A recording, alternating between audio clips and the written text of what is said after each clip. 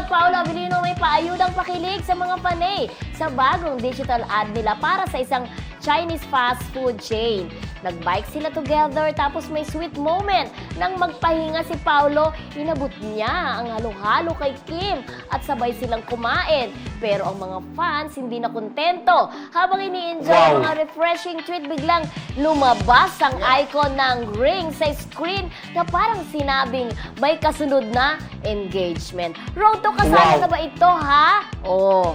Ayun, di ba? Oo. Alam mo, ang ganda ng ginawa nilang commercial. Oo. Na parang bike-bike kasi the usual naman yun ang ginagawa nila, Oo. bike-bike. Tapos ang init, di ba? Oo. Tapos bigyan ng halo. Hindi ganun bigyan ng halo-halo, di ba? Yung ano ni Paolo?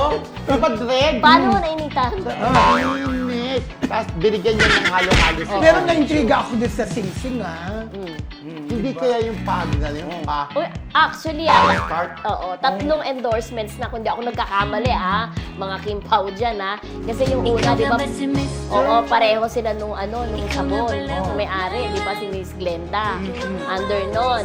Tapos pangalawa, yung sasakyan. Hindi natin babanggitin. Pangatlo na to. O, di ba? Ibig sabihin, may dala silang swerte sa isa't isa. Yeah. Pero si Kim Cho given naman na marami siyang endorsements. Kaya nga masasabi natin na malaking tulong din talaga si Kim sa career ni Paolo, di ba? Na ina-acknowledge naman din talaga ng mga Alam mo fans nila. yung may kay Glenda, di ba Oo. talagang model lang nun si Kim, Si Paolo. Si na Paolo. una, oo. Tapos inano si Pero Kim. magkaiba silang brand. Oo. Yung kay Yung nag-guest, Kim, di ba? Nag-guest yung si Kim? tinitimpla, yung iniinom. Diba? Yung oo. parang...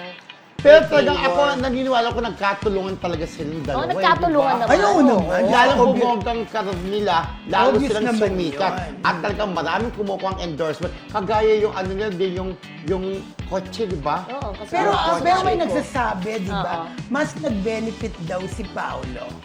Oh, ako. May mga nagsasabi lang na gano'n. Yung mga Oo, sinasabi. oo. Kasi parang, let's face it siyempre alam naman natin ng lahat na talagang mas sikat at mas bongga-bongga yung karoon talaga una ni Kim Chiu talaga At sa saka, kapamilya. aminin natin- Admittedly naman siguro yung mga Kim Pao, di Oo. ba? At aminin natin na unang namulaklak talaga ang career si Kim Cho over Paolo. O, kasi lagi Pero naman- ngayon, ayan, parehas na sila. Pareho nagkakatulungan. Nagkatulungan in points kasi... At magkakatulungan in Ang- real life. Kasi ang maganda naman talaga sa kanila, kaya naman sila lagi kinuko sa mga endorsement dahil alam na may chemistry sila, alam na pag sila ay endorsers, talagang kumikita, bongga-bongga. Kagaya itong halo-halo, Diyos mio, kagaya ang mga panin ng mga Nauubusan Kim daw Pao. kayo dahil nga sa Diba? pag-endorse nila. Ang mga Kim Pao, Lagi daw nagpapadala sa out atin of ng stock. halo-halo. Ganon sila Oo. ka-effective. Yung Chinese Oo. fast food. Bilang endorser.